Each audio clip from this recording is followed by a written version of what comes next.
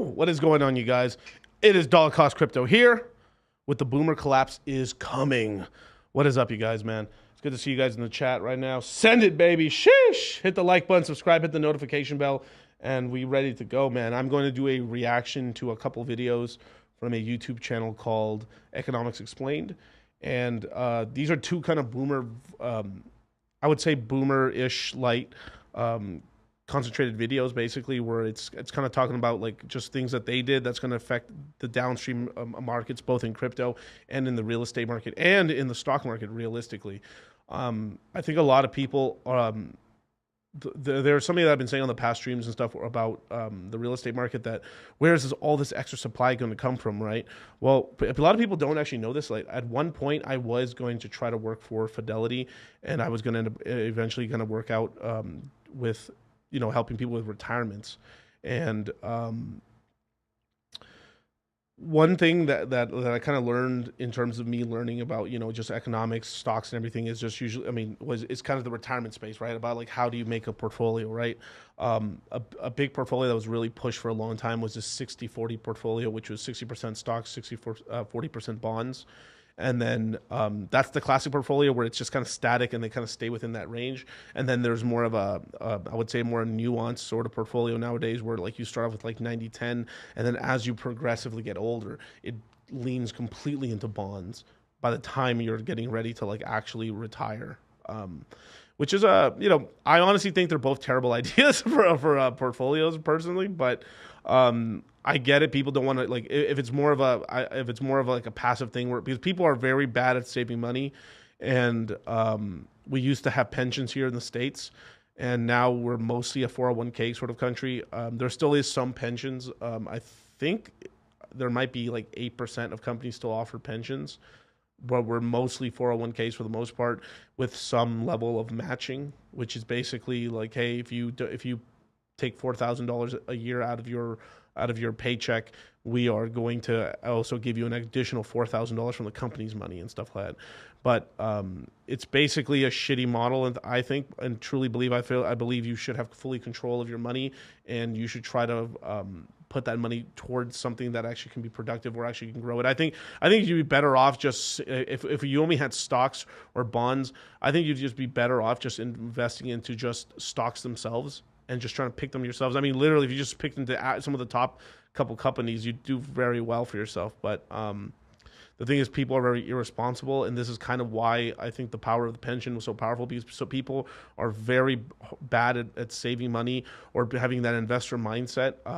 A lot of you guys who watch my channel are the kind of people that could do this sort of thing.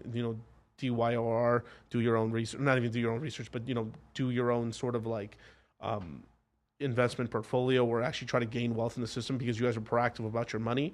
A lot of people don't even have that mindset. Even people that I know and I love love dearly and stuff like that, I tell them about investments and stuff, and they don't do it because it's just.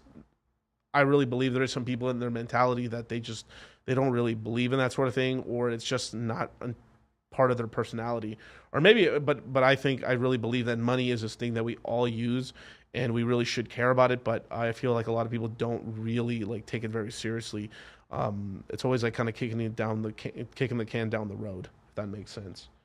But yeah. Also, don't forget about poor man's retirement Social Security. Yeah, of course, and that's a part of the social. You want to know something? This is a crazy statistic.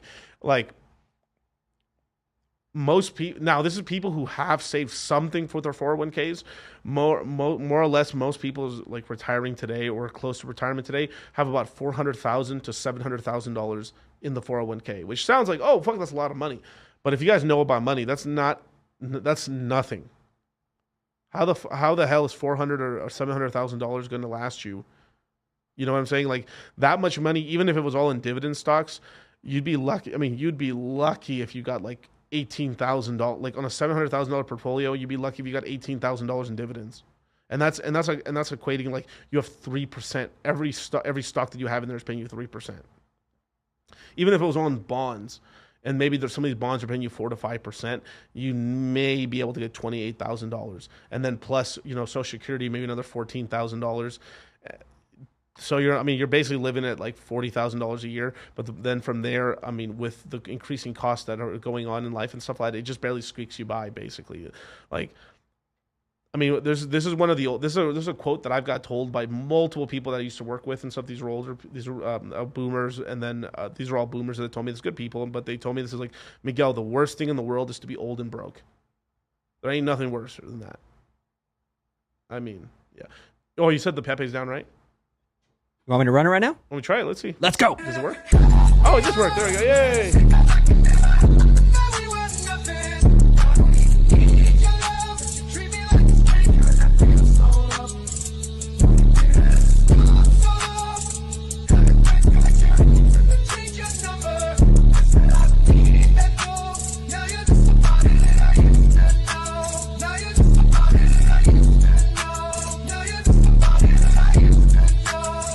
Sheesh. That's beautiful. Whoa, okay. Different transition there. But yeah, I'm super happy. We were having some technical difficulties for a minute, and then so we were like, no Pepe today, and I was like, tears running down my face. Sad Pepe is now happy Pepe. That's right. And wealth Pepe behind you. Right. REIT dividend stocks can pay a higher as 12%, but advertisers won't recommend them. Exactly right, Kevin. Yeah. There is some REIT ones that pay you a lot, but then also they can, especially right now, like being in REITs, you're losing tons of money in the REITs as well because real estate's also taken down. So you can actually have a slight recovery in stocks, but still be losing money, losing principal on that and stuff. But I guess it's all about I guess it really like there's a lot of people that lead into cash flow, which which is pretty powerful, but. But if you actually looked at retirees, right? If you were actually to look like, I want to retire, it's the people who actually were able to retire weren't the people who had a stock portfolio.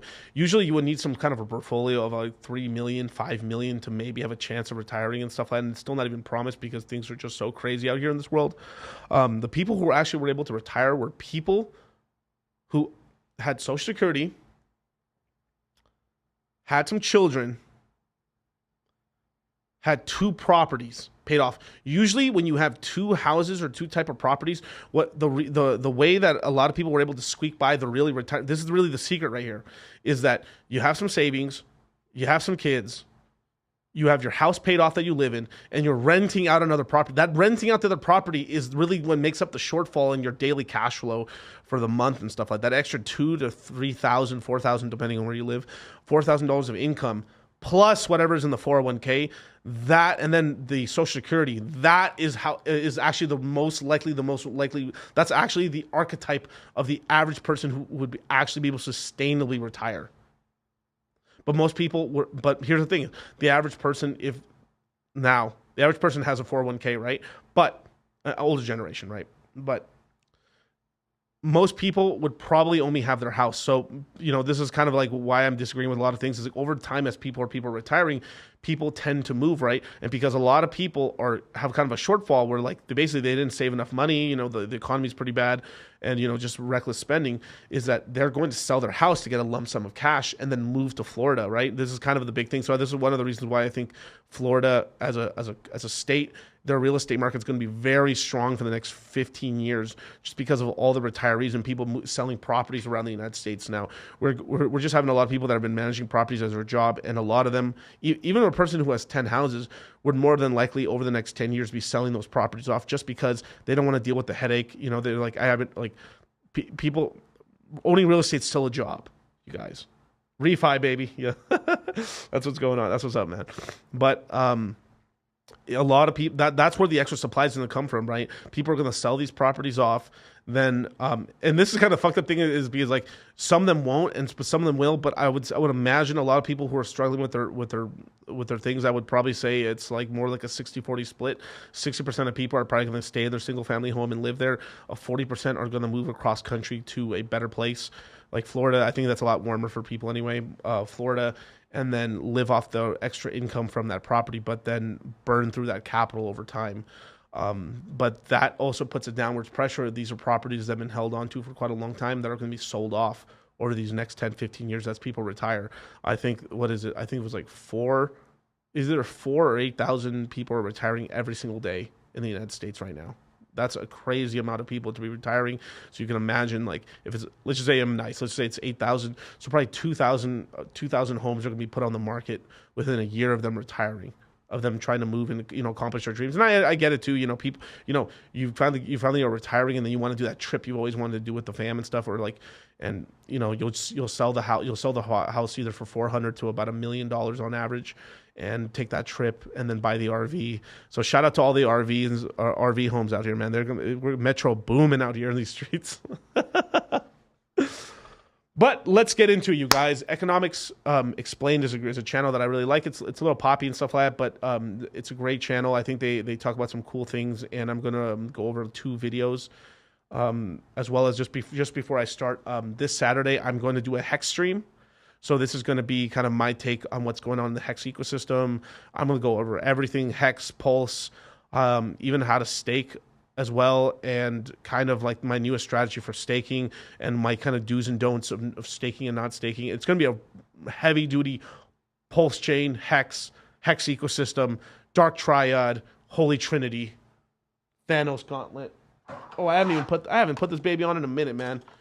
Thanos gauntlet level stream and stuff like that. The Infinity Stones are all in the gauntlet today.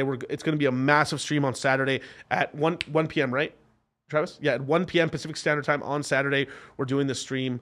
If there's ever is a change, I am getting surgery tomorrow, so might be blind for that. So if there is a change, I might change it to Saturday or something like that, or maybe Monday. I'll give you guys a heads up. I don't know. I'm getting LASIK, so we'll see if I might be blind. I might be on the blind on the stream and stuff. So this is a T-shirt, Miguel. That's the chart to XRP. Oh, so I might need somebody's help for that stream, but we'll get it done, you guys. So hit a Pepe and then let's start this stuff, man.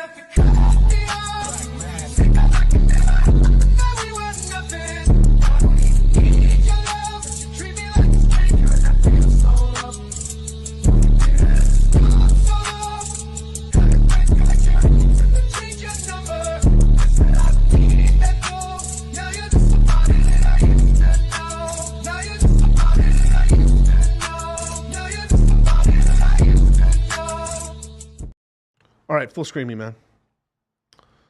So this video right here, just full screen it, yeah. So this right here is the biggest wealth transfer in history is upon us, and this is a little bit of what I'm talking about when it comes to, this is both demographics and what's kind of going on in the space right now, is that you're having a lot of baby boomers go from stock heavy, adding to portfolios, to stopping adding to portfolios, and then net sellers to net sellers of houses. So they're going from kind of risk on, sort of adding to the portfolio, to risk off and kind of taking money out instead of providing into the system, they're now going to draw upon the system, and this is going to have ramifications into the whole world market. This is one of the reasons why outside of what's going on in the macro sense and stuff like that, rates were going to rise regardless because the baby boomers were getting into this age requirement, and when people hit around 40 to 50 years old, they kind of hit this point in time where they largely become net influencers into the equities markets and the kind of the worldwide market. And this, because they were the largest population in the world history, they drove down the cost of money. This is kind of a little bit why we not the entire reason, but kind of a reason why we had 0% interest rates for the last, I would say, 13, 14 years, since 2009, I would imagine, from 2009 till now, up until, like, I guess the beginning of 2022, I'm sorry. So pretty long time, you guys. I mean, like, damn near, what is that, 12, 13 years of, like, 0% rates, basically, or rates going to zero. And now we're going to head into a period where we're probably going to have non-zero rates for about, I would say, 5 years, until the millennials start entering.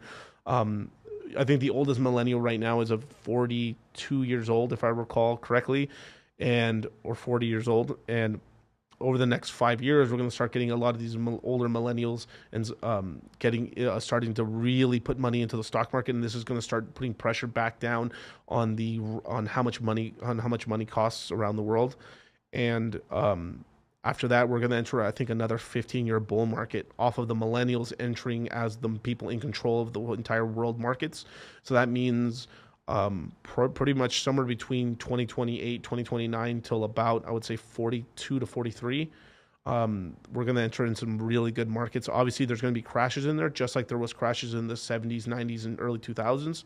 But it's going to be 15, 20-year bull market because the millennials are in control, which is nice. But it's not going to be completely perfect because there's hiccups along the rest of the world. Most of the rest of the world did not have a big replacement generation like the millennials in other countries. We had one in the United States. I think the millennial generation is 5 to 10% bigger than the boomer generation. And on average, most developed countries around the world, their millennial generation is 40% smaller than their boomer generation to 60% smaller, like in China, which is not good. So those systems are going to be put into a complete kind of a stressful situation, and this is kind of one of the reasons why we believe that, like, deglobalization is kind of going on, because these countries really can't maintain their status right now. So we're going to have some fireworks happening in the next 10 years. So I think we're going to have a plenty good time here in the States and in, I would say, Canada, Mexico, UK eventually, and then Japan. But even Japan's suffering through these sort of things right now. I mean, the Bank of Japan is printing billions or trillions of yen, but billions of dollars trying to support their bond market, because more and more retirees, more of their boomer generation is entering a retirement, and they truly didn't. They had a baby bust, but they're essentially the oldest developed country in the world, and we're gonna have to see what ends up happening with Japan. Japan's kind of like what you want to. Japan's probably the best worst case scenario. They're the cleanest, dirtiest shirt, because they've already been entering this sort of thing. They kind of topped in the 90s or in the late 80s, and they've been kind of in this kind of baby bust sort of economy for the last 20 years. But we're really seeing, like, the crux of what happens when a country's mostly old people. So and they're the best case scenario, because they've kind of leaned into I would call automation, and we're going to see now what ends up happening with other countries who don't have that kind of prowess with technology and robots, and kind of good connections with the U.S. and stuff like that. So it's probably going to end up in famine and in probably a lot of, like, I would imagine, civil wars. So let's go into it, you guys. Was left as one of the only manufacturing centres in the world that was not reduced to rubble. This led to one of the longest periods of sustained economic prosperity in history, as American industry rapidly improved the lives of a new wave of middle-class workers. This all coincided with a massive spike in birth rates, because, well, people had lived through years of grueling conflict and they were ready to start families. The generation formed by this boom in new babies needed a name, but the jury's still out on what that will be. Boomers. Generational naming conventions aside, these post-war babies are coming up against some harsh realities. Sad guarantees in life are death and taxes. We will actually cover both of those here, but the important one for now is that the wealthiest generation in history is starting to retire and die. In doing so, they will be responsible for the largest wealth transfer in history as they pass along a collective $30 trillion to their beneficiaries over the next few decades in the United States alone. That kind of capital movement is going to have some extremely significant impacts on the economy, some of which we are already starting to feel. So, what is actually being passed along? Will this stuff maintain its value in the hands of its new owners? Should we tax it? And finally, how... Fuck no, we shouldn't tax it. Hell no. This is probably the biggest travesty. Like, I 100% disagree on taxing any of this sort of stuff. Like, imagine your parents work their whole damn life and they finally pass along and they leave you the house, and then you have to pay a huge tax bill on it, and then you can't afford to actually keep the house, and then they have to sell it. And this happens a lot. This is one of the reasons why there's so many trusts and there's so many corporations, but the average person doesn't really have that kind of set up for themselves. So I really believe a lot of these taxes just really to steal from the middle class and the lower classes and stuff like that. I mean, and as well as like to steal from like people who just newly got rich and stuff in their families. So huge, this whole death tax shit is a crock of shit. It's just the government is so bad at distributing money back to people that I really feel like this is like some horse shit right here. But we'll get into that later. Full screen this. How might this actually be a huge economic problem? This episode of Economics Explained was made possible by Acorns, an investment app that We're going to skip that whole Thanks, Acorn. Hey, thanks, Acorn. No, actually, okay, now, you know what? Like, even though they're not sponsoring me or nothing like that, right? But I will say this, though, Acorn, I did use Acorns for a long time, and it actually did help me out. Really? It really did. Now, I was pretty much one of the first people to start using Acorns back in the day and stuff like that. I found, because I was super turbo dork in the podcast game back in the day. So I was listening to like Fidelity. I was listening to the Bloomberg radio podcast. I was listening to Talking Stock with Prim Fox. I was listening. I mean, like every OG, like every OG, the financial education, like I mean, like all kinds of like these podcasts that were on the podcast app, the Apple Podcast app. So I heard about. I would say Acorns pretty early on, and it's really cool. Actually, I would probably recommend for people who have trouble saving money and stuff because it's really cool because it links up to your debit card. So every time you spend money, I'm fucking literally doing a fucking ad. It's literally we're not sponsored, but no, that's fine. But let me give them a plug. But I will give them a plug because it did help out. Now, where they put the money into is like like 401k sort of things, ETFs and stuff, and you're gonna make any money off that? No, you guys. But here's kind of the cool part of it is like, let's just say you go to Costco or you go to like the convenience store, you put gas, you spend like $99.23. It'll put the other 87 cents or 73 cents or 80 or whatever the fuck cents into like an account for you. So it rounds it up to the nearest dollar. And then one cool thing you can do is like, you can set it up like, it's like, okay, give my spare change plus $1 or plus $3. So eventually I was doing something like every time I did a transaction, it would do $5 and some change. So over a month or two, I would save thousands of dollars or $1,000 or $800 or $500. And basically I would use that as my little piggy bank, just like keep doing my stuff. So it was a way for me to actually drain myself even a little bit more to save. And then I would take that chunk of change after 3 months, pull it out, and then put it into stocks basically. And then I would pretty much YOLO it into like Apple or something like that to like get extra money. So like I actually would recommend this for some people, especially if like you want to, but the thing is like this whole bullshit of like putting into stocks is crock of shit. Now, if Acorns added that feature where like, hey, we're putting into Ethereum, yo, I'm giving Acorn sauce right now. Yo, if they had a whole thing where like, hey, yeah, we'll distribute your thing to a 60-40 thing, even if it was 60-40 into a Bitcoin and Ethereum. My God, bros. I'd be like, sponsored by Acorns. What's going on, you guys? But I think that was a pretty cool thing. Plus, anyway, you don't save yourself into $1 million, but saving some money gives you the capital to do things, to go out there. So you guys, like, because things are so crazy right now, you have to get into the rest of the risk curve. So I think crypto is really the only way that it's possible for some of us to go up and ascend, get our first couple $100,000. Like, in crypto, you will be, if you stick out with crypto for the next 2 years, there is no way in hell you don't hit your first couple 30, 40, 50,000 to $100,000. Now, if you're really doing it and you're really putting it in, like, I think you can touch $1 million plus in 2 to 3 years. I really believe that. But that's for a person that's really like putting it all in. Now, if you're kind of passively, I don't see why not. You can't, like, if you're putting like, I don't know, $10,000, $15,000 a year into crypto over the next 2 years, you should be able to see, high, five figures to like low six-figure portfolio. And that's still pretty life-changing. That puts you into this position where then the next cycle, whoo, you hit millions. But that's beautiful, man. Acorn sauce, that's right. Hit the like button, man. $5 for free. Oh my God. It went from this to like some fucking white people walking on the beach. I love it.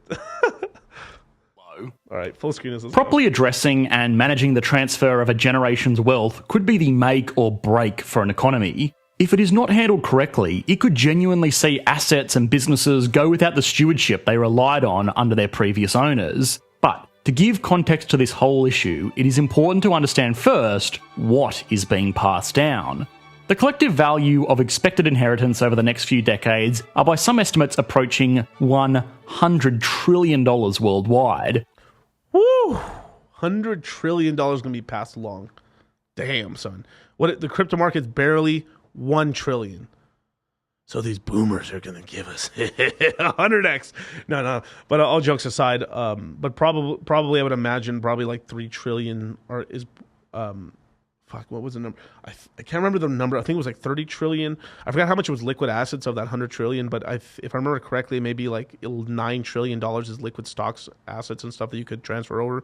So I would imagine over this sort of time, probably 3 trillion of that 9 trillion, a third of it's going to be probably invested into crypto. So remember, 3 trillion entering crypto over 10 years is not just $3 trillion, because that's not really how it works. So when you put $3 trillion in, you're probably would actually increase the market cap of crypto to 9 trillion, 10 trillion, with the 3 trillion going in, because there's such a limited supply that it just ratchets up the price very high. So, shing, very good. This worldwide figure is a little bit less concrete and a lot harder to reliably quantify than the USA, where records tend to be a little bit more rigid. In the US, the number that we are looking at is $30 trillion, of which about $9 trillion is in the form of typical liquid and semi-liquid assets. This is stuff like cash, cars, boats, Beanie Baby collections, share portfolios, and houses. All of this money changing hands is bound to give a boost to the wallets of a younger generation, which has famously been saddled with economic headwinds like student loan debts, stagnant wages, and turbulent job markets. You might be forgiven for thinking this is great. It is finally going to give millennials the healthy financial boost that they need to get into homes or unsaddle themselves of debt or just become bigger spenders in the economy. Yo, I don't know what's this hate on avocado toast. But like, how did this become a meme, dude? The Hispanics, the Asians, the blacks. Yo, when is someone's I've never in my life seen anyone eat avocado toast. Not once. I eat avocado toast. Oh my God, Travis. Here, let me give everyone a reference. There you go. That's all you need to know. Hit a Pepe. Oh my Lord.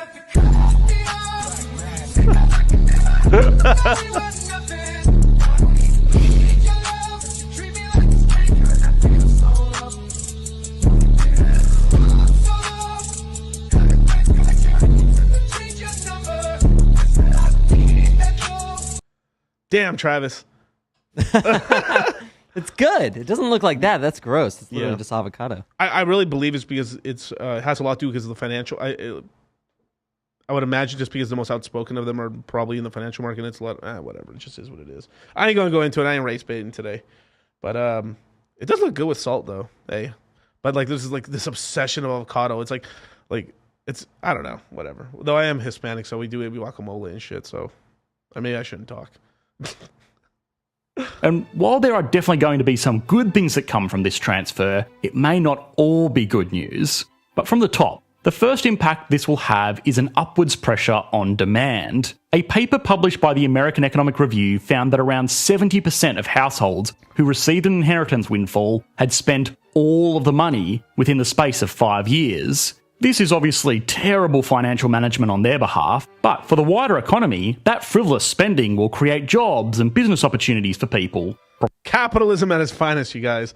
That is right. Now, people don't believe me when I said this because I got some flack for saying this, right? I said like if you have like 400 now, let's just say you made some money off of crypto. Let's just say you made 400,000, like and I don't think really a lot of you guys will make that $400,000 million range and shit in this next bull market.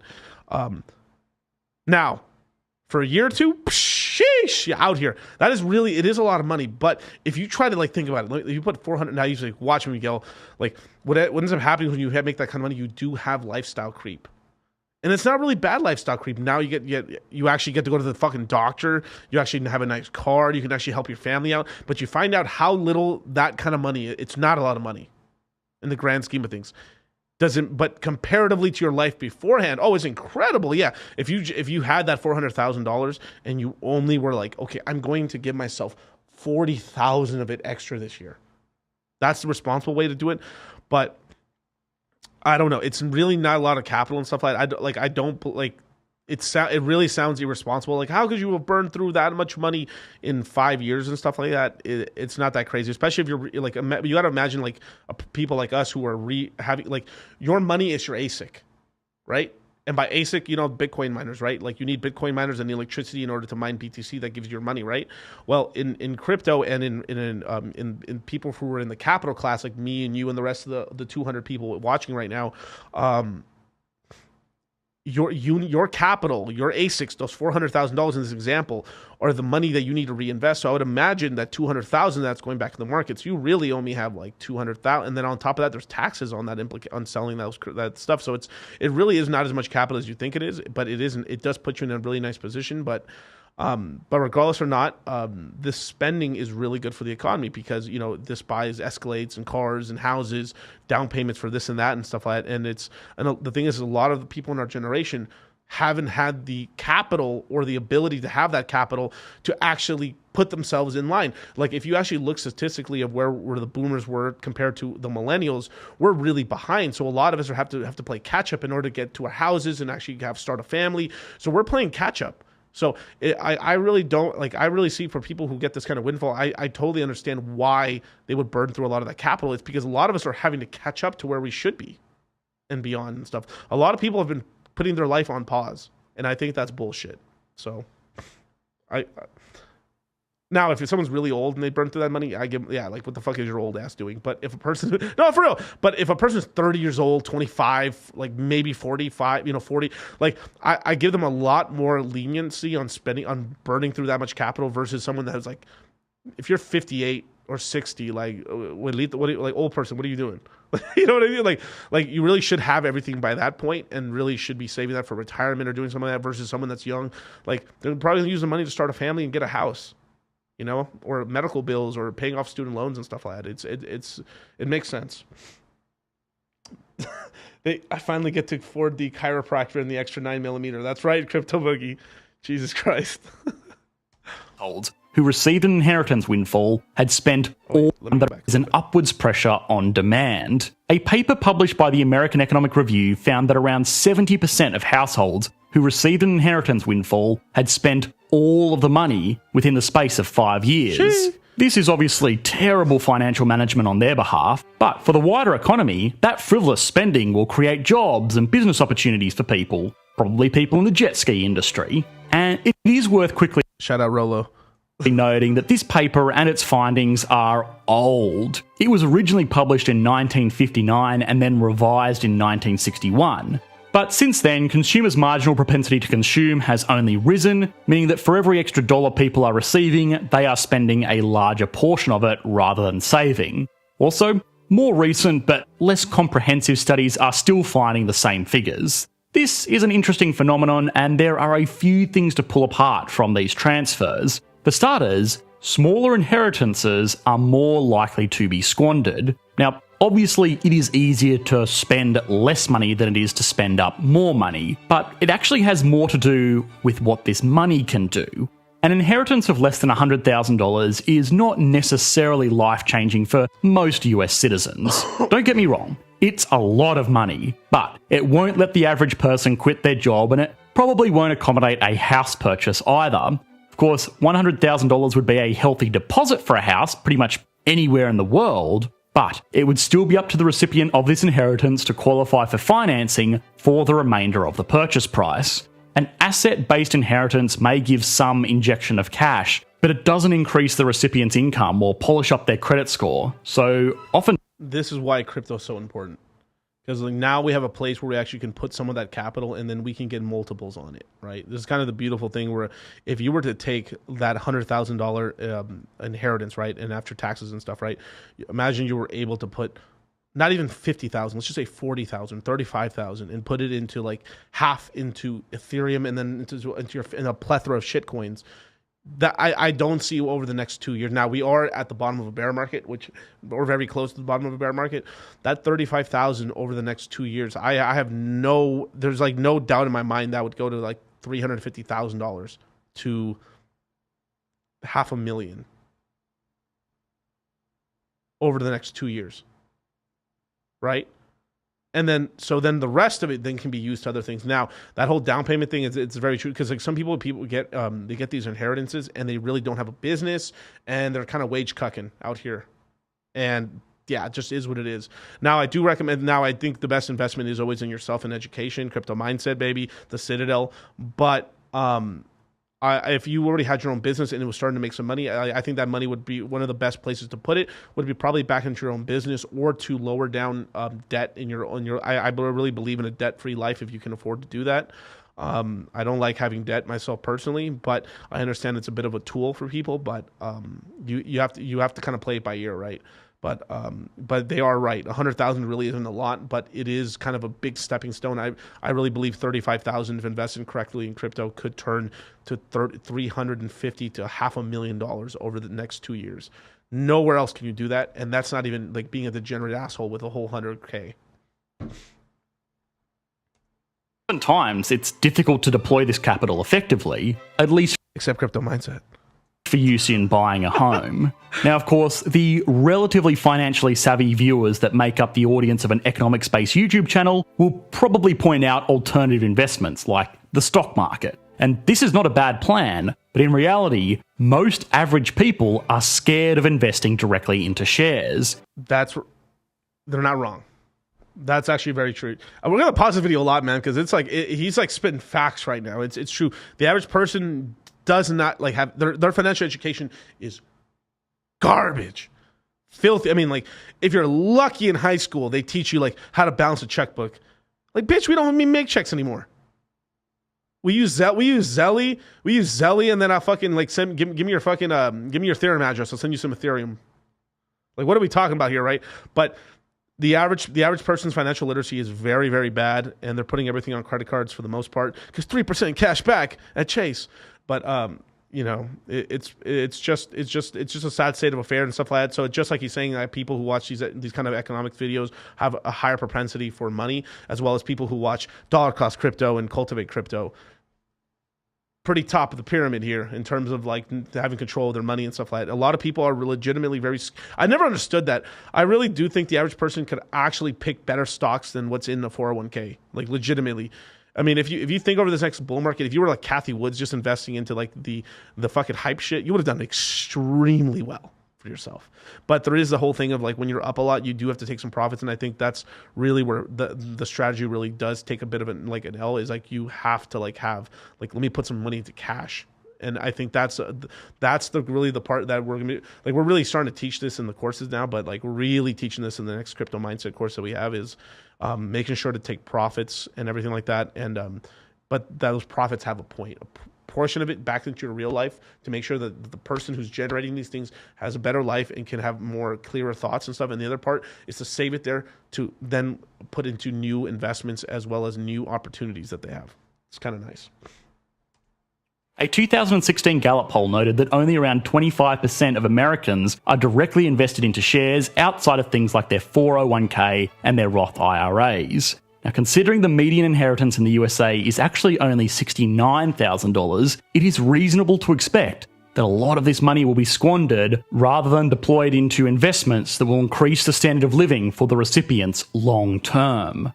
Another important point to note is that while the median inheritance size is $69,000, the average inheritance size is $700,000. What this means is that a large majority of this wealth transfer is coming from and going to wealthy households. Now, For the more regular recipients, there is one other option available to handle this cash, and that is paying off debt. The average student loan debt in the USA is $32,731 as of 2019, according to the Federal Reserve Bank. Now that's a lot of money, but like, damn, when I think of that, I really don't think that's a lot of money. But I'm ruined because of crypto. Like I've got people in here who's got more than $32,000 in his shitcoin. Like I know guys that have like fucking like $200,000 in like in Boink or in like a meme coin on SHIB in the SHIB ecosystem. They do in student loans for a lot of people, right? But like it's your network is your net worth, you guys. You gotta get around people. Join the Citadel, you guys. Links in the bio. But like you gotta get around people that have the kind of money that they can afford to throw in like $500,000 into a fucking shitcoin. Bank. This is ignoring consumer debt. A financial windfall like this might just motivate people to pay out debt, which on an individual level is probably pretty responsible, but economy-wide, it means no consumption and no investment, which makes GDP figures sad. Yep. This is all ignoring the big, which makes I gotta see that meme again. What was GDP figures sad. Great Depression, the big sad. Yep. This is all ignoring the big elephant in the room. So far, we have only looked at a paltry $9 trillion worth of this wealth transfer. Now, this $9 trillion comes from pretty much any asset type that you can slap a price tag on. So it begs the question, where is the remaining $21 trillion coming from? Well, it's coming from a vast collection of private companies. Private companies, those are businesses that are incorporated but not publicly listed, make up a majority of wealth held by individuals over the age of 65. These businesses can be anything from a family restaurant to Coke Industries, but it tends to be that business owners control a larger portion of wealth. Why did I say, you guys, that you have to own your own business, or you just have to be you have to be all in as a capital class investor? This whole working for now, you can have a really great job, it earns really great money, but fuck being a wage cuck. You either have to own your own business, and of course you're trying to provide the best, income and lifestyle for your employees and stuff like that. And I think you can work somewhere and really make it. But it is a sort of thing where like the average job that people can get is pretty shitty. And I really believe that, if you really want to have a decent lifestyle and be able to invest in stuff like that, you really do need to get yourself to a point where you're earning $200,000. And I really believe if you start your own business and anyone who's really like hustling into their own business and really trying to like grow it can, within a very relatively short period of time, get it to $100,000. Now, probably 70,000 is profit, 30,000 is costs and stuff like that, which is probably very true. But over time, like I really believe like most small businesses can probably grow to that $200,000 range, $300,000 range before you get problems into actually expanding it out. But this is kind of like the big problem here too. Is I think they say it later in the video, but like half of the businesses in the United States are small. Like half of the GDP of the United States is really like small businesses, and some of these this is kind of the problem, is like transferring the business off to the next generation is terrible. Like I know people who their fathers don't trust them and should have already given them a lot more power in the business and just kind of hold it over to them. And there's a lot of like family politics. And this is kind of the shitty thing where like your family's wealth and money come from a small business and that sort of thing.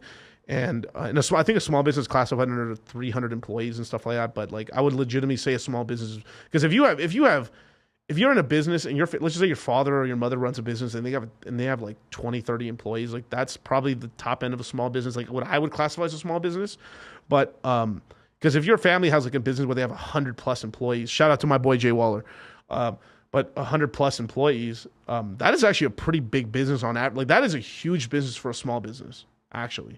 Like you should be very well off with like 100+ employees if you have something, even if they're all minimum wage. Like that is still a very large business that should generate quite a lot of capital on itself. But I need to start an egg farm, but for sure, man. But it is that sort of thing. Like I dealt with this myself, and I have friends who've dealt with this and stuff. I have families that are, all my family owns, like my whole family has like family businesses. They're in the construction industry, from like landscaping, real estate, painting, plumbing. The only thing we're missing is electrician, but like concrete, stone masonry work and stuff like. Oh, they all had these separate type of companies and stuff like that, as well as we knew friends of friends that all had these companies and everything like that. And oh my God, that's one of the biggest things is just like the father or the mother who's controlling the business isn't like passing along that or giving them raises, or like it's just kind of like you're just like stuck in this position and stuff like that. And then this is kind of a problem where like then they don't give control of the business soon enough to the next generation. But then the reason that they don't do it is because, especially if it's a third generation business, is that the second generation who's in control now just got control of it for the last 10, 15 years. But then now their kids have gone to the position where like they're like, fuck, I just got control of this business. Now I'm making money. Now I gotta give it over to the next generation. And I think is a dumbass. And they might be true too as well. So it's like it's such a touchy thing. Another quick side note is that this figure includes trusts. Trusts are an effective way to disperse assets to beneficiaries before and after the death of an individual that is contributing to these entities. I will leave a link in the description to a video that properly describes the ins and outs of trust structures, but in short, they are basically just buckets of assets with designated managers which control the money for the benefit of, well, the beneficiaries. These entities are particularly popular amongst wealthy individuals because it means that they can give money to their children while leaving something like a law firm in charge of actually managing the money. This means that they can set rules and limitations about how the money is accessed and used, like they can only draw a certain amount per year, or the beneficiary needs to get a college degree to access the money, or whatever weird and wonderful stipulations rich people come up with to control their children beyond the grave.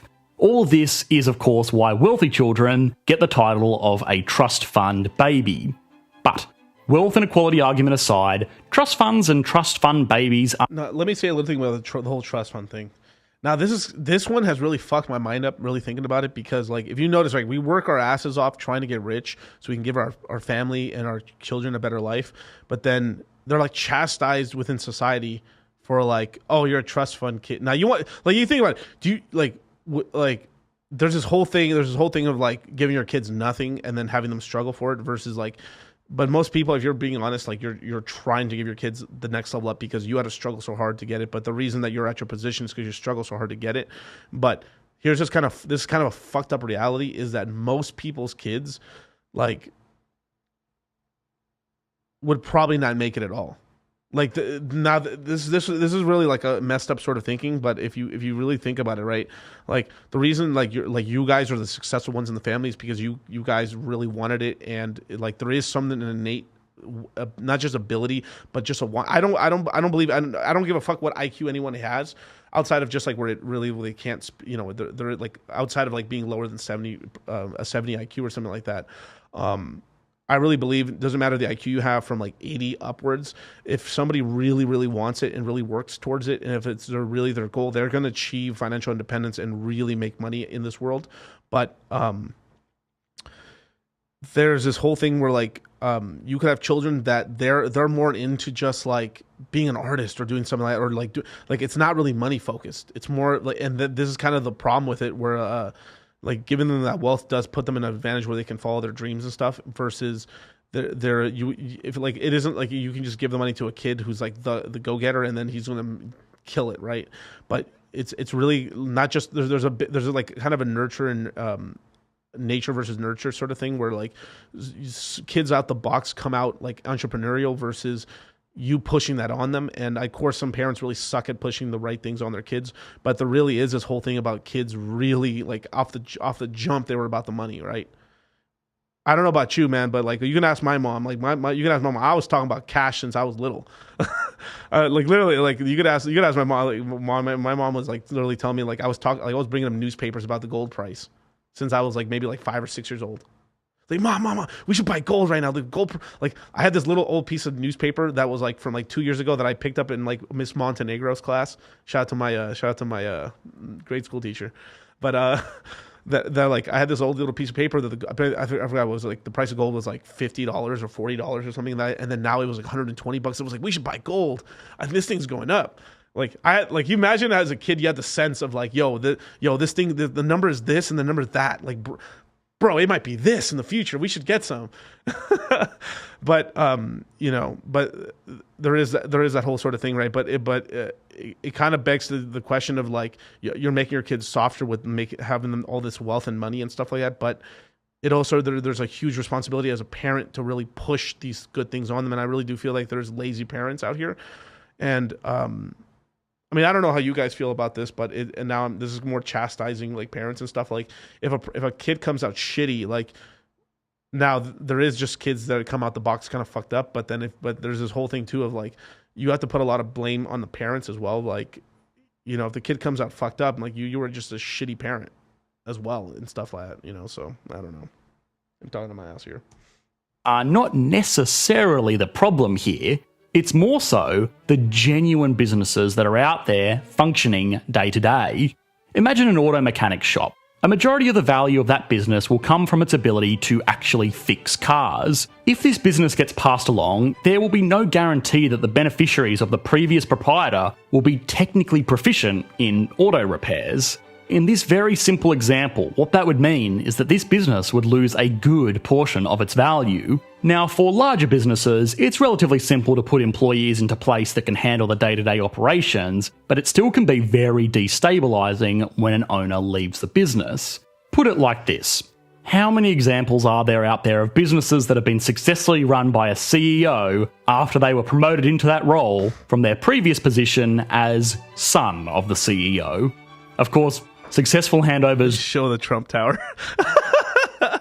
Oh, that's funny as fuck. Do happen, but reputations exist for a reason. A US Census Bureau study found that 2/3 of family businesses do not survive the transition from the first generation to the second. Now you guys want some tea right here?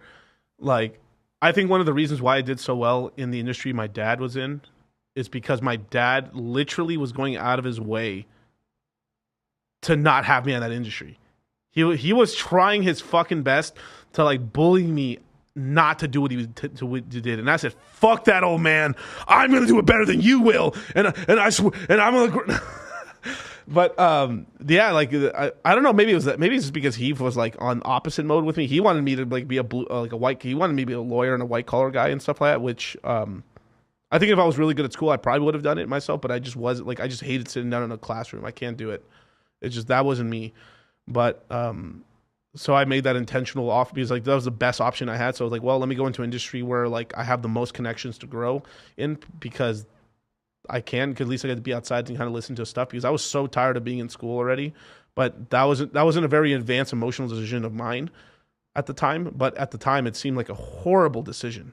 But if you want it, you can get it and stuff like that. But yeah, it's tough. It's that nurture versus nature shit. I mean, it really is. Of those that do survive, only about 50% make it to the third generation. Even for people that don't have a lovely family business coming their way, this is a real concern. Family-run, small to medium-sized enterprises made up about 50% of the USA's gross national product in 2019. In many other countries around the world, this figure is even higher. If 50% of these businesses go bust, that will mean job losses, productivity losses, and supply chain problems for the entire world. Now, when you hear a politician say, I support small businesses and stuff, yet they keep increasing the taxes on the small business and on the middle class. The middle class business owner is the backbone of America, and they keep putting things to hurt them and stuff like that. So this is kind of this bullshit, bro. Like, they're trying to crush small businesses because they hurt big businesses because big businesses can't be they can't be as agile as a small business in terms of like pivoting and stuff like that. But it's a crock of shit. Fucking politicians. Of course, there will be businesses that come in and replace the businesses that shut down, but these transitions are not always as smooth as the perfect little economic assumptions that we make. Structural inefficiencies are going to be a major concern during the post-boomer boom. Now, with so much at stake, the logical question is to ask, how is this all being managed? Or more specifically, how is this being taxed? Most developed nations in the world today have some form of estate tax that is levied on the passing down of assets. This includes the United States, where there is a federal tax of 40% that is charged for estates over the value of $11.68 million. Of course, Given this high value, the charges don't apply to 99.9% of inheritances, but for those that do, those charges can be pretty steep. Multi-million-dollar estates are more likely to involve some kind of family business, which raises the question of accelerating the problems that we saw earlier. If a business is struggling through a leadership transition, the last thing that they will need is for Uncle Sam to stick his hand out and ask for 40% of their value paid out in cash. This may very well force the beneficiaries to just sell the business off to cover the tax burden, which will again cause business turmoil. And then send usually those families into dire straits over the next generation, and then they're poor again. So that's kind of messed up sort of things. You took literally the thing their family worked very hard for that's kicking off money, and they've had to sell it now because there's no way they have the money to actually do it. That's you actually look at the House of Gucci. That's what ended up happening. Is that the if you guys are I watched the movie, it's a pretty good movie and stuff. Makes you hate luxury goods, but what ends up happening there is basically the father dies, and then they have to come up with a it was a huge tax bill, and then that's what caused them to like kind of lie about some of the transition stuff and signatures and stuff like that. So they didn't, because they didn't have the money to actually, like, he was about to lose his family business that they've had for I don't know, like 2 generations because of these huge death taxes and stuff. Like, what the fuck is like, why? I mean, there should not be any taxes on these kind of businesses and stuff, like, especially if it's family businesses. An entire industry has actually grown around this, where institutions like insurance companies will offer policies to cover this estate tax burden. Beyond this, it must be recognised that the actual valuations given to family companies can be pretty fluid. More often than not, these institutions are valued lower than they probably should be for reporting purposes. Even more to the point, an $11 million family business would likely have some kind of succession plan in place with pre-existing employees in executive positions. Now, the argument for an estate tax is that sure, it might cause turbulence in these large institutions during a transition phase, but that can be planned for, even if it means taking on a loan, selling some shares in the business, or, let's be honest, sitting down with an estate lawyer and jumping through some loopholes. This tax provides strong revenue from people that can, of course, afford it, while also reducing the tax burden on smaller businesses or regular folks that might only get a few $1,000s in their trust fund. A best of both worlds approach has been presented as just taxing businesses more during their regular operations to avoid the massive disturbances that come from this transition period. But let us all know what you think the best way for governments to handle the great wealth transfer will be in the comment section below. As always, we will discuss the most upvoted answer in this week's Q&A. Until then, we can rest easy knowing that estate taxes are doing exactly what wealthy business owners want them to do, taxing them over their dead bodies. That was a good one. Now I'm gonna go to the next video, which is the younger generations are not poor because of their parents. So this is more of a boomer hate video on it, but both of them had to do a lot with the boomers and the I would say what's going to happen over this next period of time as they start dying and retiring and stuff. So yeah, put us on the screen. Let's go. Men plant trees whose shade they know they shall never sit in. A Greek proverb from a time well before the problems of our modern economies or the study of economics itself is as true today as it was thousands of years ago.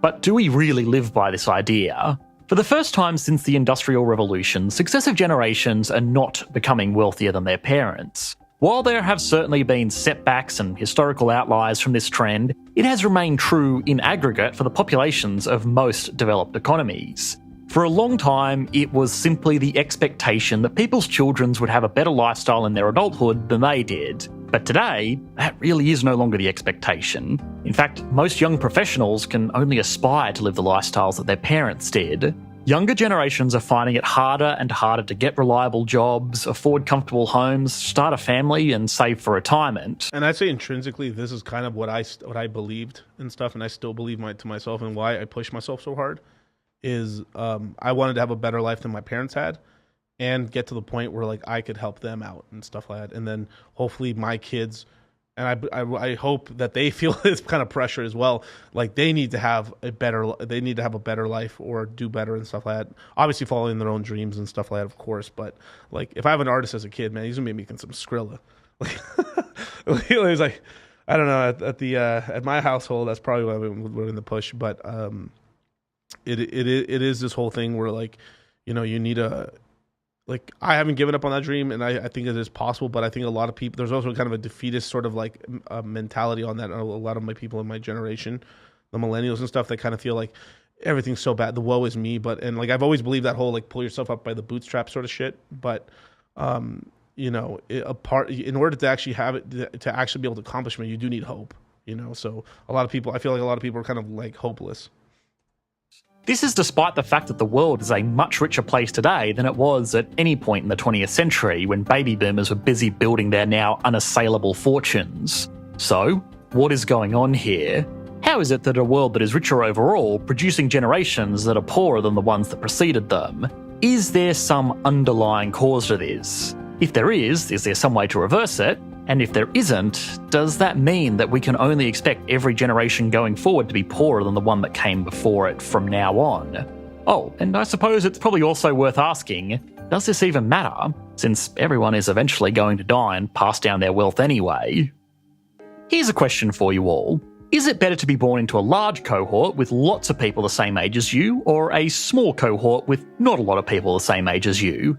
Traditional economic theory would suggest that a small cohort is preferable. It means less competition for jobs, housing, social programs, spots in good schools, and on a macro level, less competition for things as basic as natural resources. But how then do you explain the baby boomers, which despite being part of the largest population explosion ever, are in aggregate very wealthy?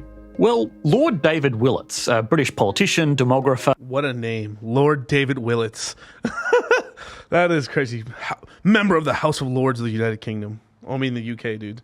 And author suggests that the opposite may be true, and that in a democratic system, being part of a larger cohort is actually preferable because it gives that group more voting power on generational issues and more sway in marketplaces. When the boomers were young, they voted for policies that benefited them. Now, I'm going to pause this here, right? Now, this is a really important thing. So, this is really the reason why this hasn't really panned out that much for us in terms of millennials and stuff is because normally, right, like the next generation is larger than the previous generation. So when they were entering the workforce and they were starting to vote, they could actually sway votes against even their parents in order to pass things that they wanted and needed in the actual economy.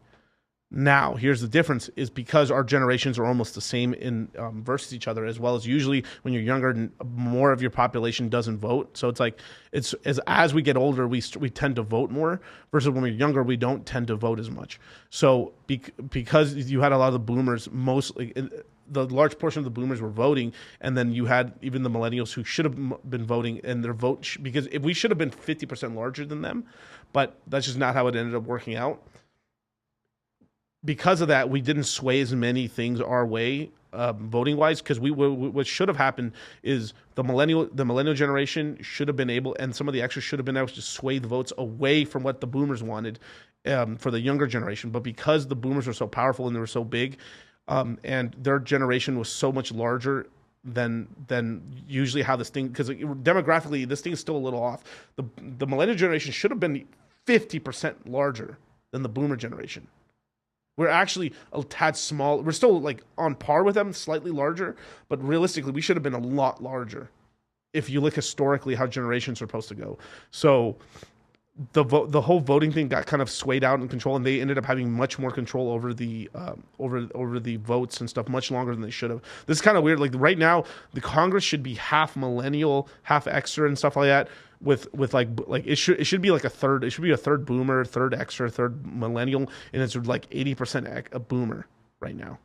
So they've had a fucking iron grip over Congress. They really shouldn't have, and stuff like that. So we're almost waiting for these fuckers to die off so we can actually have younger people in, which is insane. That's kind of one of the reasons the country's a little fucked up in terms of our stuff, because regardless or not, it shouldn't have been a thing. Now I don't believe this whole having free shit, like having free college and all this crap, but a lot of our generation probably would have voted for it. So if college was free, we wouldn't be saddled with so much debt anyway. So, well, it just is what it is. Low cost or free higher education, family support systems, and strong social welfare. When they got to the peaks of their careers, their voting patterns changed again, and now this large block of voters was in favour of lower income taxes, less business regulation, more domestic industry protections to avoid outsourcing and global competition, and on a smaller scale, things like zoning laws which would protect the value of their homes. The push towards suburbs with mandated single-family building requirements meant that houses got bigger and good locations got more desirable because only so many family homes could be built there. In the 50s, houses were basically a commodity. The majority of the expense was in building the structure itself. And let me know if you guys want for the next week's stream or something like that, because I'm trying to have one of these kind of React video streams once a week. Let me know if you want one on real estate. If you guys want one on real estate, I'll definitely do a couple videos on real estate and kind of give my thoughts on stuff, what's going on with like our the transition from like a real estate being a commodity to an actual asset class and what problems it's caused, as well as kind of benefits as well. It's kind of there's a lot of like cases for both sides. Like I think we've actually gained quite a lot of it becoming an asset, but it's also caused things of like not everyone can get homes anymore. But if you also think about it, traditionally, I'm looking at Hispanic, like Spanish, Spanish, French, Portuguese, and even German. Really, like realistically, you actually had a lot of multiple generations living under one giant household and farm, traditionally throughout human history and stuff like that. So we're kind of almost returning to the home roots, but a lot of people want to get away from their parents and stuff. So it just is what it is. Would you, if you guys want, all right, you got it. All right, I'll next week I'll look for some vids and stuff like that, and I'll do a whole kind of like video presentation on like real estate. Heck yeah, man. And it wasn't unreasonable for the family cars to cost more than the family home. Fast forward 50 years and those houses are now investments as much as they are places to live. In old age, the boomers have now started voting to support retirement benefits, pension schemes, pension schemes, remove the wealth taxes. All right, remove the wealth taxes. All right, I'm cool with that. Middle infrastructure, that's good. Support, like I don't hate on any of these things, right? But I don't know about pension schemes, But if you had more of an even sort of Congress right now, you'd probably have things of like you would have had things to have like I really think it's a really fucked up sort of way how we've guaranteed like I think the really big thing I would have voted against, and I think a lot of people would have having these sort of loans. I think what really fixes this whole thing is having guaranteed loans for people to go to school, and then because the debt follows you anywhere. So because they're guarantees, that means the debt can't be defaulted on. Everyone gets a loan. I mean, if you like, one of the quickest ways to solve all this stuff is just basically have it where the debt can disappear, or the debt can disappear and stuff. And then because of that, you would end up having you would have these people who end up giving loans to students.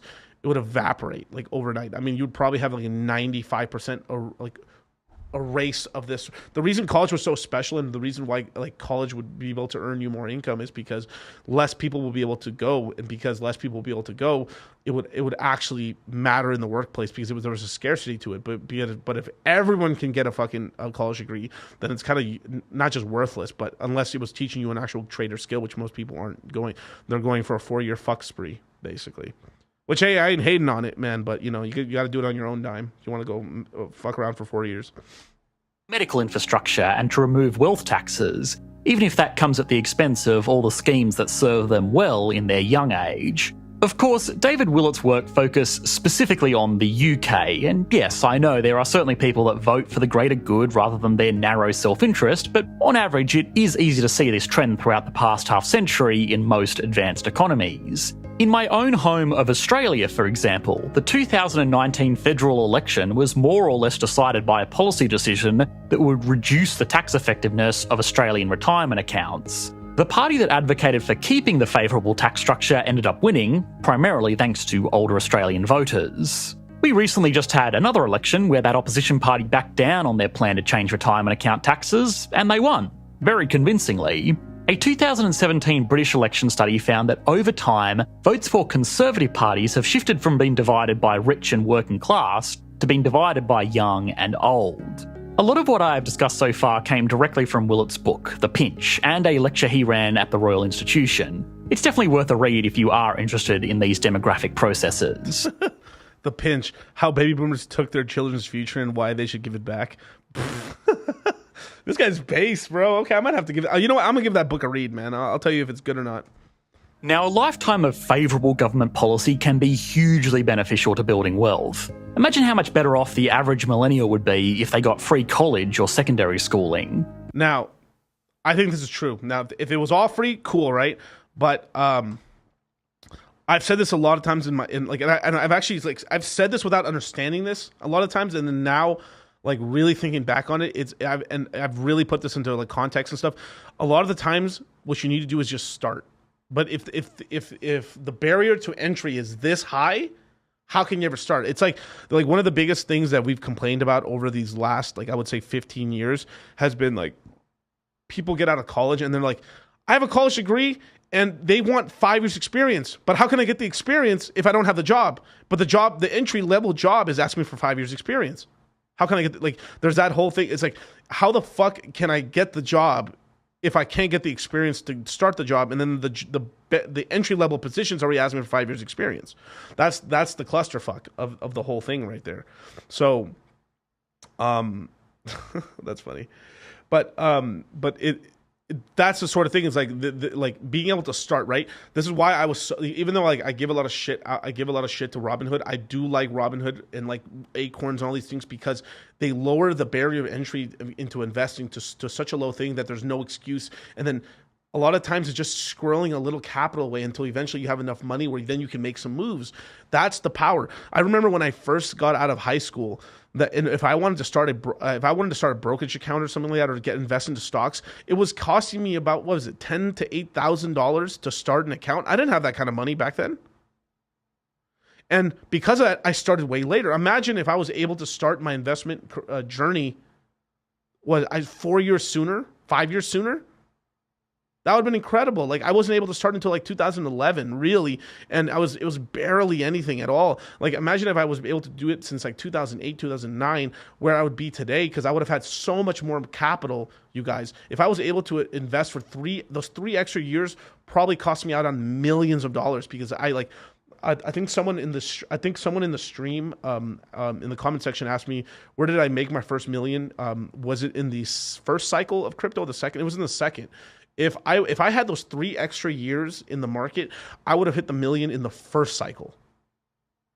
Who the hell knows where I'd be right now in terms of that's how, like, these, like, planting those little, like, the best time to plant the seed of a tree would have been like 10 years ago, right? But the second best time is now.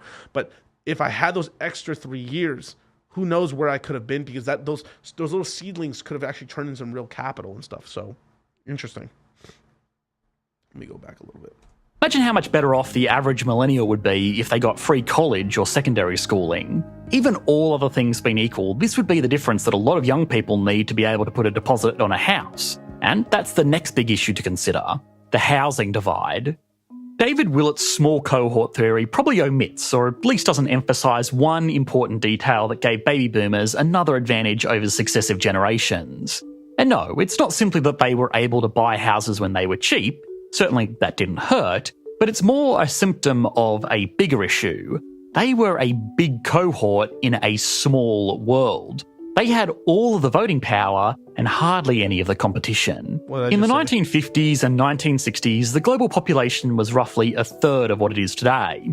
And not to start a whole thing here, but if you were a white man in the countries that we are mostly focusing on, your competition was even less severe.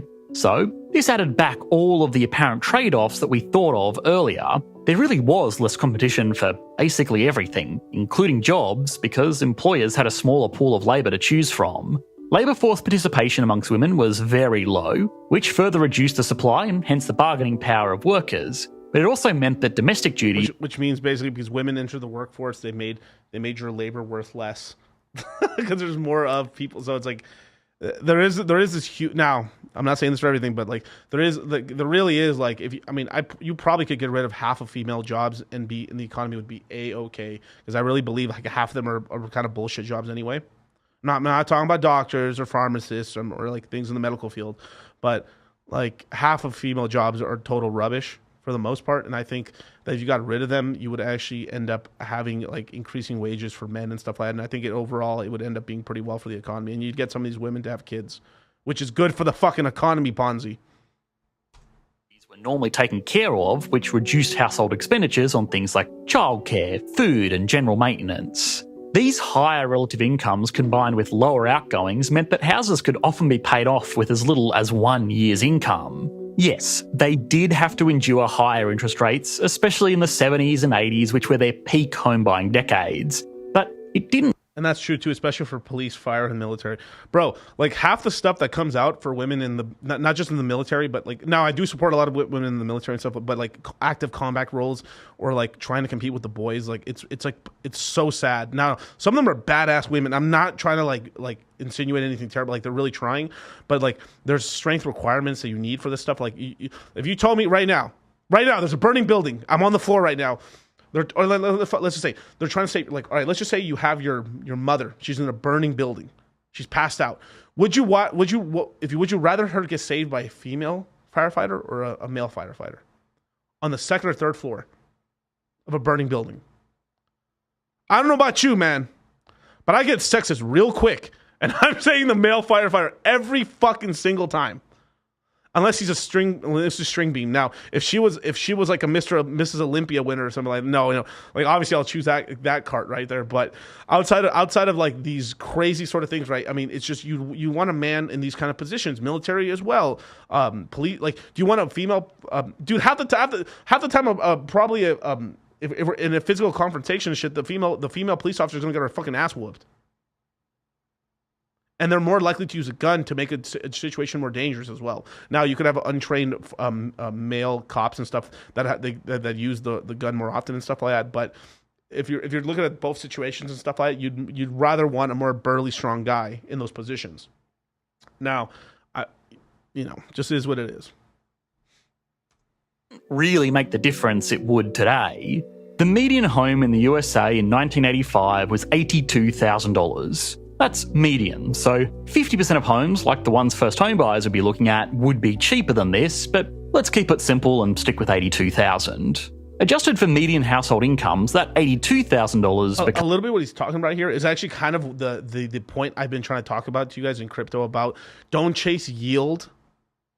Don't chase yield, just get the coins you like and then get the yield you can, right? But this is kind of a way of sort of saying it, like it's all about the entry price. Right? If you could have like they could have 17% yield because what's called the interest rate from the Fed is increased so much. But if the price of the house is so cheap anyway, you will still end up buying that house faster with that higher interest rate, just because the cost of the house is so much cheaper. Versus you could have a very high price of the house, but the low rate and stuff like that, it doesn't really equal out as well. So that's why I really believe housing prices are going to continue to go down at least for the next year, because even though the interest rates have gone up and stuff like that, it's the price of the house are still so expensive that even with the prices going down 10-15%, the increasing rate still make them even more. They're actually more expensive to get into, with the price being down because the interest rate's so up. So we're in a kind of a crazy situation where I think house prices need to come down an additional probably 20-30% before people will start really pulling the trigger. But there is a huge need for housing and stuff. So I'm going to restart this whole thing on this whole housing data. You guys can check this out. Little as 1 year's income. Yes, they did have to endure higher interest rates, especially in the 70s and 80s, which were their peak home buying decades. But it didn't really make the difference it would today. The median home in the USA in 1985 was $82,000. That's median, so 50% of homes, like the ones first home buyers would be looking at, would be cheaper than this, but let's keep it simple. Medium home, so the average home is $82,000, but most people's first home is probably $50,000 in the 80s. 50 G's, you guys. 50 G's. Simple and stick with 82,000. Adjusted for median household incomes, that $82,000 becomes $103,000. The average mortgage rate at this time was 15%, or roughly $15,000 per year. It did get higher in certain years, but most borrowers were fixed in at an absolute max of about 15%. So that's the worst case scenario. The median home today costs $430,000, and the average interest rate is just over 5%, or $21,500 per year just in interest payments. Again, this is adjusted for median incomes at the time, so on the surface, these seem pretty comparable. maybe the younger generations shouldn't be complaining about unaffordable housing after all. A lot of people brush away this comparison by saying that inflation at this time was extremely high, so these higher interest rate payments didn't mean anything. But that's actually not true. Inflation in 1985 was 3.5%, and while it was as high as 13.5% in 1980, this was consumer price index inflation, not housing inflation.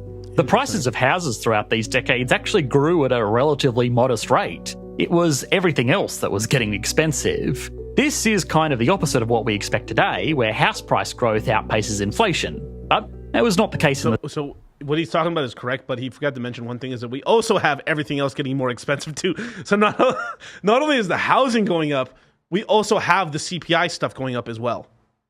So, and shout out to all my egg founders out here, killing it this year. The 70s and the 80s. So yeah, the inflation argument isn't totally fair. So is it fair to complain about how easy it was for baby boomers to buy a house? Well, no. They still had it easy for two other big reasons. It's not what you would expect, but the higher interest rates actually kind of helped them.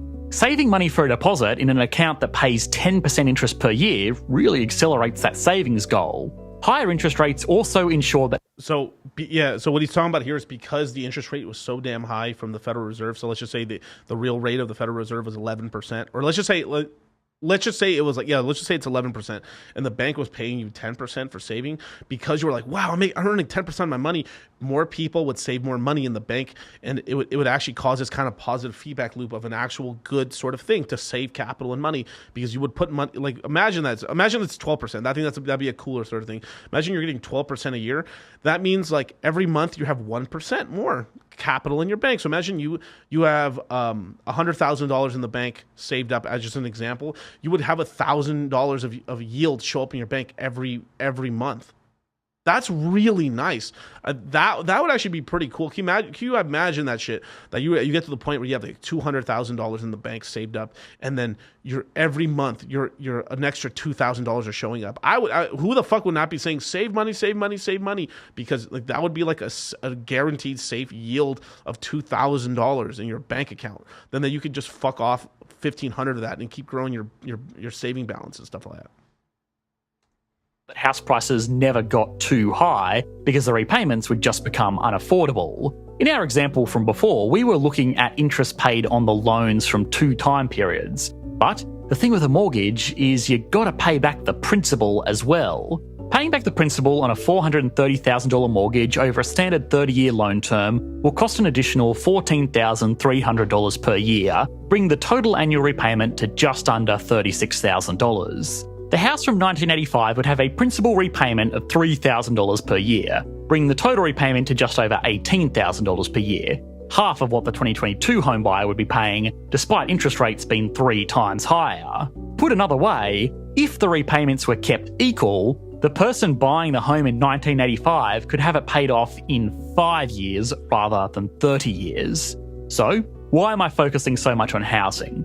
Well, despite being a very important part of our lives, houses are also uniquely unproductive.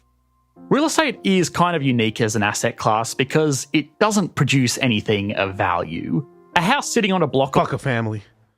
of land can appreciate in value and can provide a home to its owners or a rental income stream to an investor, but it doesn't make anything. Of course, there are other investments today, like cryptocurrencies, that also don't produce anything.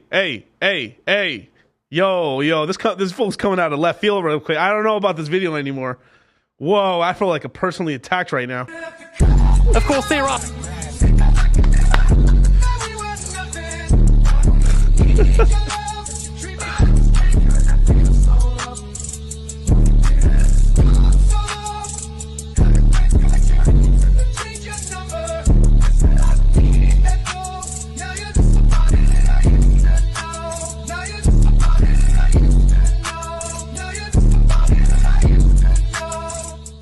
This is haram.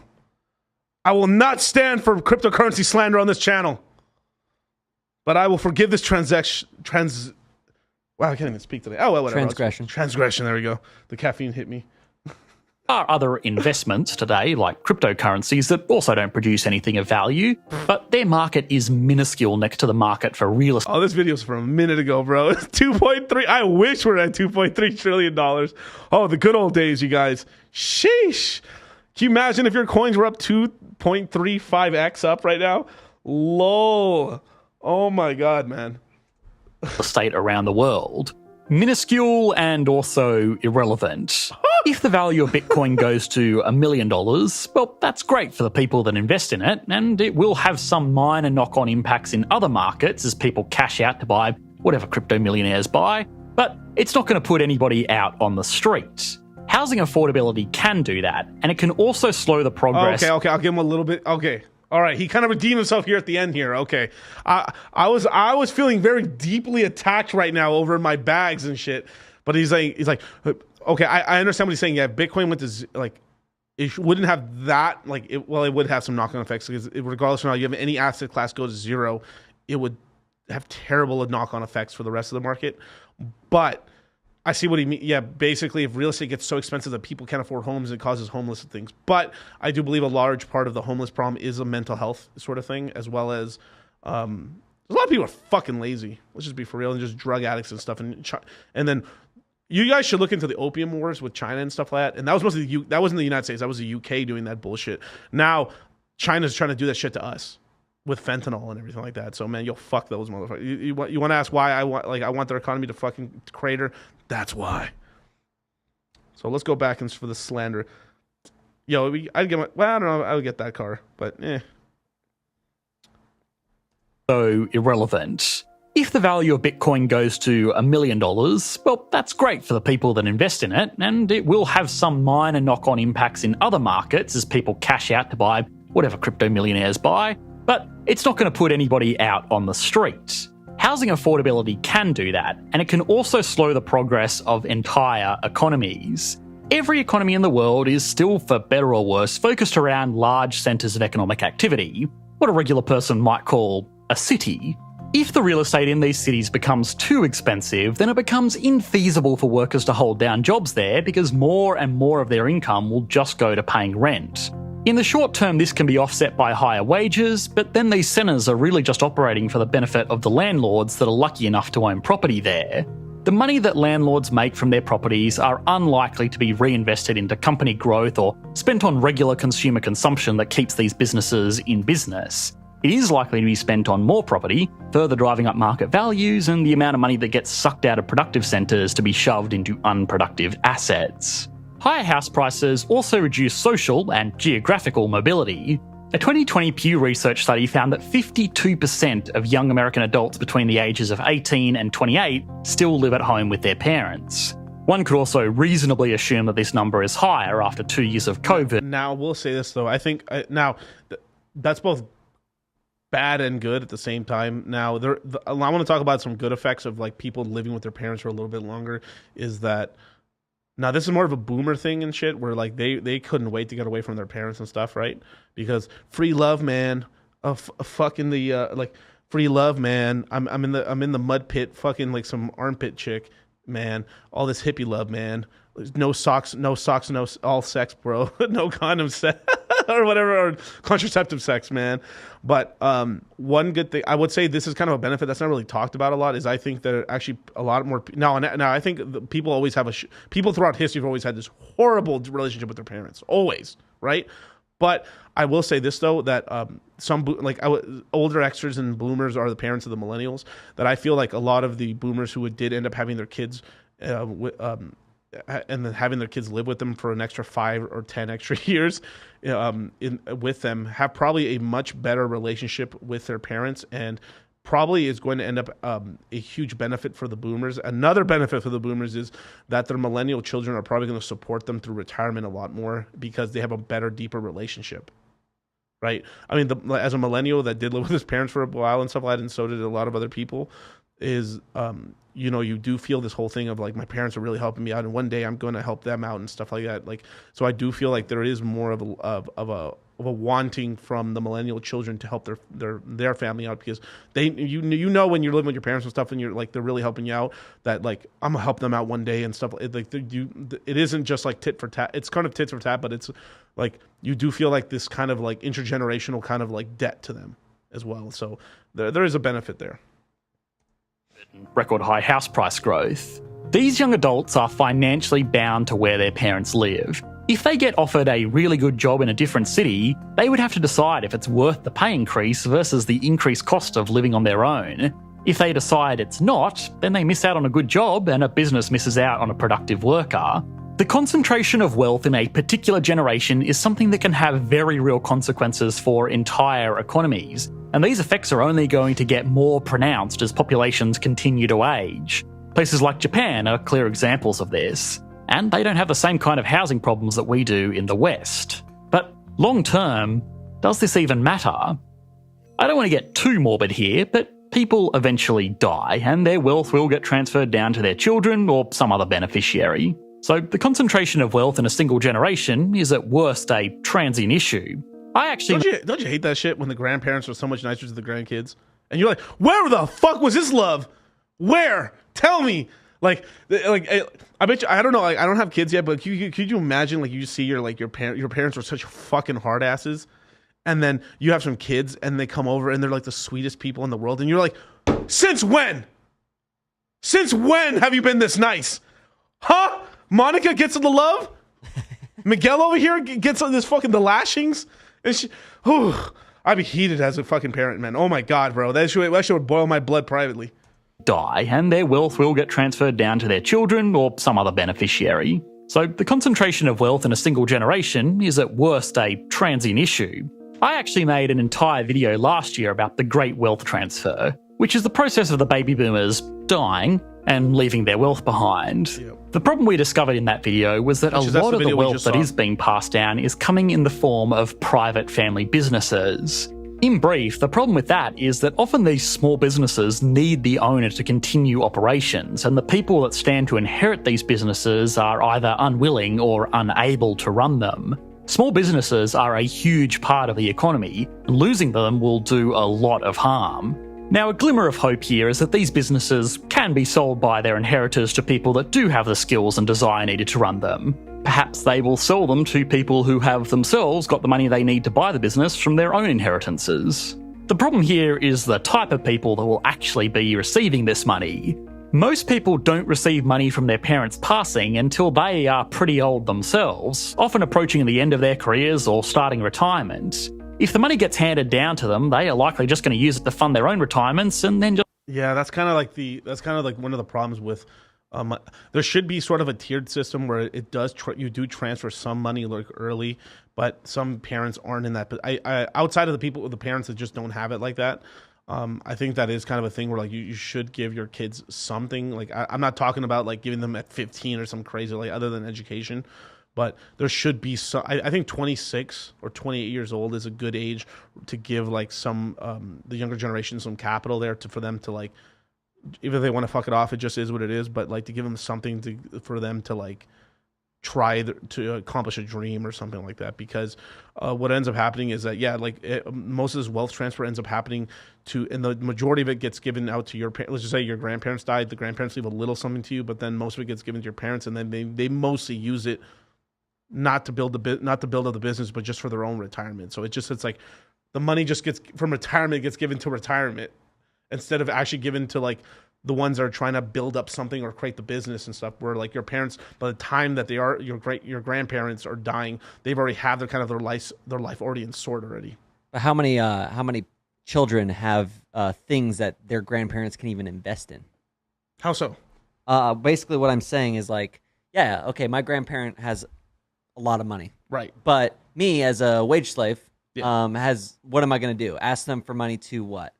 To invest into my business and to invest into something I'm building, or like, well, it's just a better standard of living?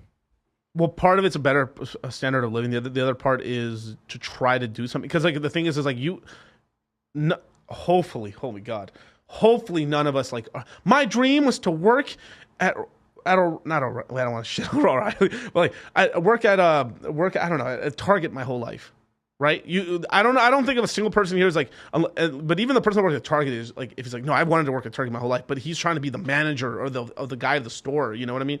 Like they're like, you're just working there because it's kind of a pass-through job for the most part. And then from there, you're trying to do something. So like that capital, be like, use this money to, even if it's stupid, at least try to get your stupid, like I'd rather have tried the stupid idea and failed than have not tried the idea. Like there's a bunch of people who are working at these jobs and stuff that are like, they just never got the shot or the capital to try the dream out. As stupid as it is, you'd be surprised a stupid thing might work. Like you would rather have like, well, I tried and I failed it, but I failed, like I tried. Like I much rather give I'd rather blow the money on a shot than not, you know? But that's just the risk taker in me.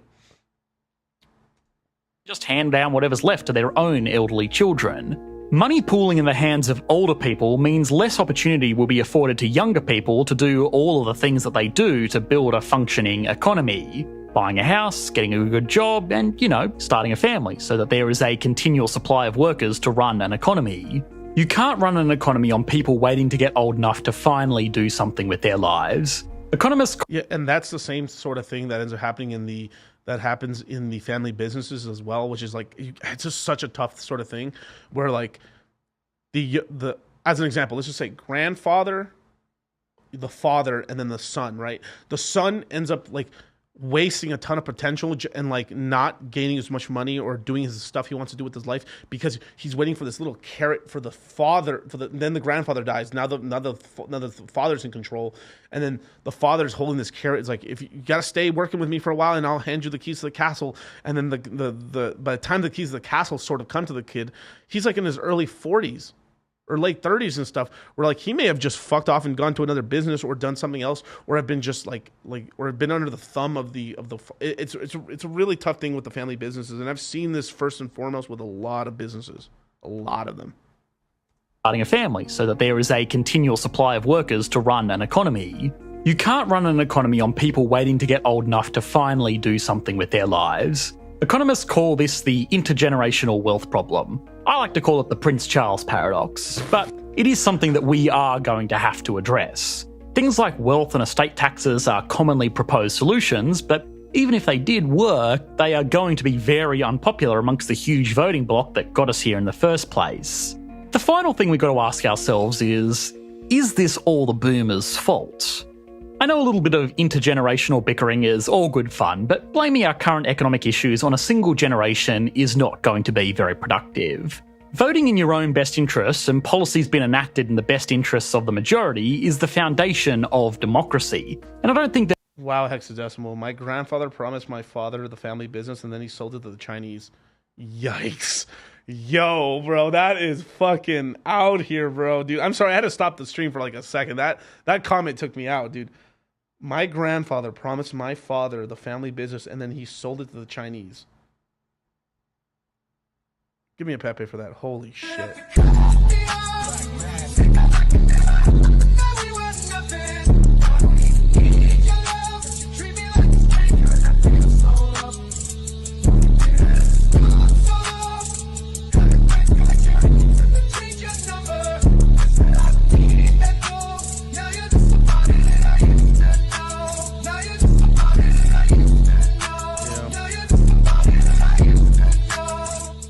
And that's some of the tough stuff when it comes to the business side. Now, I know, I'm not going to say who this is, but I know someone in my life and stuff that basically he's been working for his father and his grandfather for a long time, and he's busting his ass, and he's been waiting for him to be able to give a little bit more control in the business, and his dad might be end up selling it to an employee instead of him, just because his dad thinks that he's going to run the business into the ground or something, which I don't think he will, but it's kind of fucked up. And then now he's wasted a good portion of his life waiting for that opportunity to like take control or own his own version of the store or something like that. It's just, damn, dude. Like family. That's what some of the problem with the family business stuff is. Like, oh, it's so tough. That anybody is reasonably going to argue that this is a bad thing. I think it's also very important to look at examples of economies where this has not happened. The second largest economy in the world, China, is a great counterexample. Their generational baby boomers are known locally as the lost generation because they spent most of their working life in a dysfunctional economic system. They were also too old Shout out to Mao, baby. You. to truly benefit from the rapid economic expansion that took place in the decades after the economy started opening up. This meant that despite still being a large portion of the population, they did not enjoy the same economic prosperity as their Western peers. Economic prosperity was also something that the boomers enjoyed that wasn't necessarily within their control. The last half of the 20th century, by historical standards, was very peaceful. The world also opened up to Because of the American empire control over the world and the one world currency, the dollar. international trade, and growth was put into overdrive by an abundance of cheap energy in the form of fossil fuels. It was a great time to make a fortune, and people did, which is probably the final piece of the puzzle. Once people become extremely rich, and I'm talking about multimillionaires and billionaires here, they don't normally become poor again. The clump of billionaires that came from this generation will be skewing these figures to make them look worse than they really are. Remember, in a group with 1 billionaire and 999 people who are completely broke, the average member of that group is a millionaire. Most billionaires are pretty old, and these people will be making outsized impacts on their generational wealth statistics. Again, if we look at billionaires by age in China, a country where voting by the general population doesn't really happen in the traditional sense, we can clearly see that wealth comes from periods of strong economic conditions, not just having the ability to bend public policy to suit you. So I don't truly believe all the shit he's saying here, but in terms of what's going on, I think what he's trying to say is, because that's the end of the video right there. But what he's trying to say right here is, a lot of the boomers from China really didn't get to see like the economic growth and stuff like that, which I think that's kind of a lie as well, because they did see a lot. They went from farm to industrializing, which is kind of a big dramatic sort of thing. But I think he's sort of capping here a little bit. I think it's a little bit of a cap. But you're right, in terms of like living like boomers here in America, of course, yeah. Like Western boomers did a lot better life-wise, like legitimately life-wise versus the Chinese boomer. But literally the most amount of poverty was destroyed with the rise of wealth in China and stuff like that. So you had a lot of people who could have died of starvation to the point where like they're not dying of starvation, and now they live in like these buildings and stuff, and they're like the amount, like infant mortality down, the longer lifespans increased, better living conditions, more medical supply, everything got increased, technology and everything like that. So that isn't all true, but the boomer generation of China kind of fucked up, and that's mostly, this is what, getting government involved. Like imagine if the Chinese government wasn't so retarded and they didn't put all these one-child policy craps and all these sort of like limitations, you wouldn't have made it a sort of a normal sort of thing. What happened was, you would have probably had an equal population, because there's still a lot of poor people in China. You probably would have had China also having an equal sized population in terms of their percentage of boomers to millennials to the United States. So I think China would have been in a really much more stronger position, not over the United States, but just in their sort of thing. So they could have had maybe another generation of crazy growth, another 20, 30, 40 years of growth. But because of things done, because of the Communist Party and Mao and all this other dumb fucks, capital letter dumb fucks, doing these really stupid things, they've kind of destroyed they destroyed a lot of their future right now, and then probably they're going to have their country split into 3 separate countries, and a lot of people dying because of famine and stuff over these next 10, 20 years. So, yikes. But with that, you guys, thank you so much for joining me. You guys can follow me at, of course, this channel. Hit the like and subscribe button, and I'll be back Saturday with a Hex-specific stream. If for some reason after the surgery, if I'm just not able to see or something like that, then I'll just reschedule that stream for probably Tuesday.